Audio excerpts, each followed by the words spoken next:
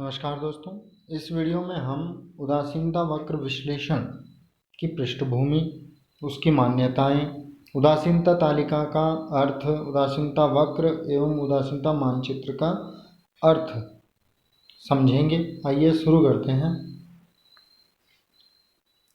उदासीनता वक्र विश्लेषण की पृष्ठभूमि। सर्वप्रथम एजवर्थ ने 1881 में और उसके बाद पैरेटो ने 1906 ईस्वी में उदासीनता वक्र का विचार प्रस्तुत किया। प्रोफेसर स्लट्स्की ने 1915 में उदासीनता वक्र विश्लेषण को वैज्ञानिक रूप में प्रस्तुत किया। इसके बाद जे.आर. हिक्स और R.G.D. एलन ने 1934 में एक लेख लिखा संयुक्त रूप से, जिसका शीर्षक था a reconsideration of the theory of value. इस लेख में उन्होंने उदासीनता वक्र विश्लेषण को वैज्ञानिक रूप में प्रस्तुत किया। इसके बाद 1939 में जे.आर. हिक्स ने अपनी एक पुस्तक में, जिसका शीर्षक था वैल्यू ऑफ कैपिटल, उस पुस्तक में उदासीनता वक्रों का विवेचन बहुत ही वैज्ञानिक ढंग से प्रस्तुत किया। हिक्स द्वारा प्रतिपादित उपभोक्ता व्यवहार के अध्ययन का आधार क्रम सूचक प्राथमिकता है और यह विचारधारा दुर्बल क्रम पर आधारित है। क्रम सूचक प्राथमिकता का मतलब है कि यदि उपभोक्ता ए की तुलना में बी को पसंद करता है और बी की तुलना में सी को पसंद करता है, तो ऐसा नहीं हो सकता कि उपभोक्ता सी की तुलना में ए को पसंद करे किसी भी स्थिति में। यानी कि ये जो क्रम है ये बना ही रहेगा। दूसरी बात है, विचारधारा दुर्बल क्रम पर आधारित है। तो इसका मतलब ये है कि उपभोक्ता जो है वो अपने अधिमानों को, वस्तुओं के प्रति अपने अधिमानों को एक वर्टिकल क्रम में नहीं लगा पाता। यानी कि वो कभी कभी क्या होता है कि अधिमान को स्पष्ट नहीं कर पाता कि वो दो वस्तुओं में से किसको अधिक पसंद करता है। तो यानी कि उदासीन रहता है, वो तटस्थ रहता है दो या दो से अधिक वस्तुओं के संयोगों के बारे में। उदासीनता वक्र विश्लेषण की मान्यताएं।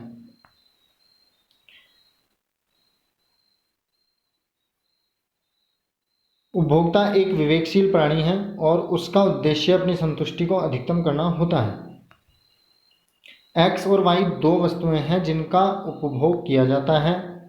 उपभोक्ता की आय, रुचि, आदतों और फैशन में कोई परिवर्तन नहीं होता। उपभोक्ता को बाजार में वस्तुओं की कीमतों का पूर्ण ज्ञान होता है। वस्तु एक्स और वस्तु वाई की कीमतें निश्चित और स्थिर रहती हैं। वस्तु एक्स की अपेक्षा वस्तु वाई की अधिक मात्रा के लिए या वस्तु वाई की अपेक्षा वस्तु एक्स की अधिक मात्रा के लिए उपभोक्ता का अधिमान होता है। यानी कि इसका मतलब है कि अगर उपभोक्ता को जिस वस्तु की मात्रा अधिक मिलती है, वो उपभोक्ता उस वस्तु को लेता है।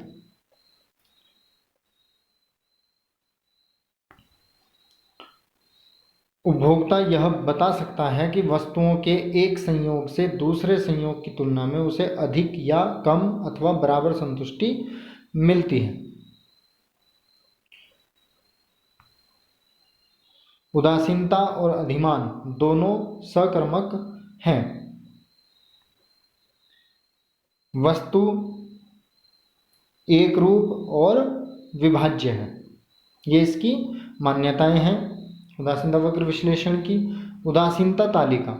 उदासीनता तालिका या अनुसूची दो वस्तुओं के ऐसे विभिन्न संयोगों को दिखाने वाली अनुसूची होती है जो उपभोक्ता को एक समान संतुष्टि प्रदान करते हैं। यानी कि एक तालिका में दो वस्तुओं के उन सभी संयोगों को दिखाया जाता है जिनसे उपभोक्ता को समान संतुष्टि मिल रही होती है, या ये कह लीजिए कि जिन संयोगों के प्रति उपभोक्ता जो है उदासीन होता है। ये उदासीनता तालिका है। संयोग 1 में वस्तु x की इकाइयां हैं 1 और वस्तु y की इकाइयां हैं 26।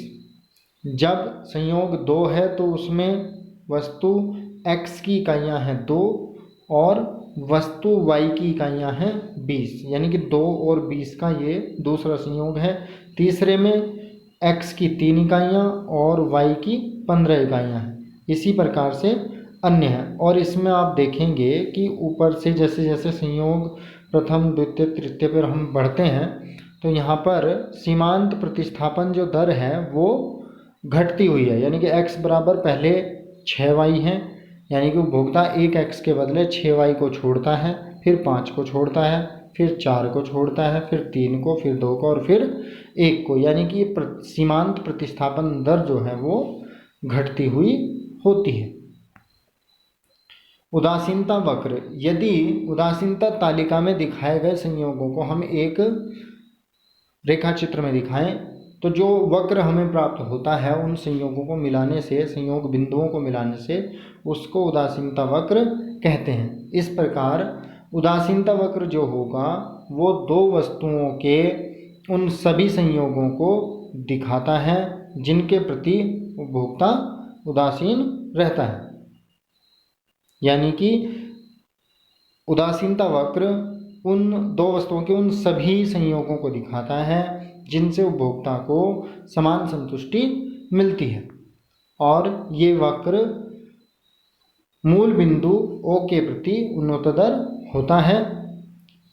और इसका कारण यही है कि जैसे जैसे उपभोक्ता वस्तु X की अतिरिक्त इकाइयाँ लेता है तो ताकि उपभोक्ता को समान संतुष्टि मिले, इसके लिए वो वस्तु Y की उत्तरोत्तर पिछले की तुलना में अधिक इकाइयाँ छोड़ता है, यानी कि प्रतिस्थापन दर जो होती है वो घटती हुई होती है।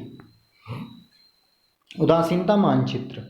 उदासीनता मानचित्र किसी उपभोक्ता के विभिन्न उदासीनता वक्रों का एक समूह होता है जिन्हें एक ही रेखा चित्र में दिखाया जाता है, यानी कि जब एक उपभोक्ता के विभिन्न उदासीनता वक्रों को एक ही रेखा चित्र में दिखाया जाता है तब इस रेखा चित्र को उदासीनता मानचित्र कहा जाता है। जैसे कि ये एक उदासीनता मानचित्र है जिसमें उपभोक्ता के 3 उदासीनता वक्रों को दिखाया गया है, यानी कि उदासीनता मानचित्र जो है उस रेखा चित्र को बोलते हैं जिसमें 2 या 2 से अधिक उदासीनता वक्रों को दिखाया जाता है जो कि एक उपभोक्ता से संबंधित होते हैं।